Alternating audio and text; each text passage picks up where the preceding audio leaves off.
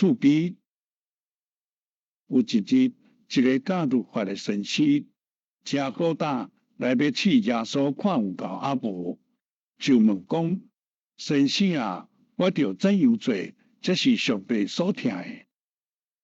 耶稣在伊的所想，就讲：圣典里怎样？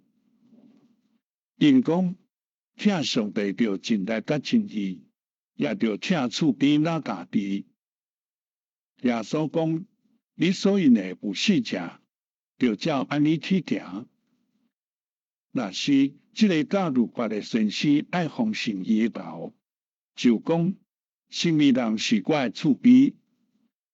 耶稣就用一个真拄好的故事来解释伊，讲：一人出外伫路中，雨擦泡到拢是伤，而且手了才放离，倒伫路中半小时。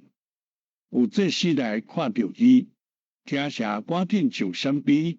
也有一人是利未，看到走到离地，讲有撒玛利亚人对写地，一直疼痛，研究甲伊水上者用布包如何伊听，随时传到客栈去，尽心尽力照顾伊。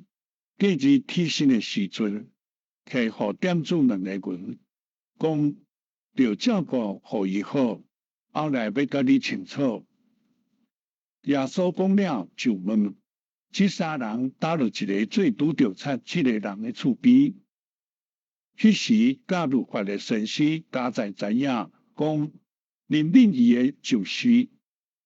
耶稣同伊讲：你去，照安尼来调，逐人是伊的厝边，也是伊的城边。耶稣真牛，爱人袂晓讲，也袂晓行。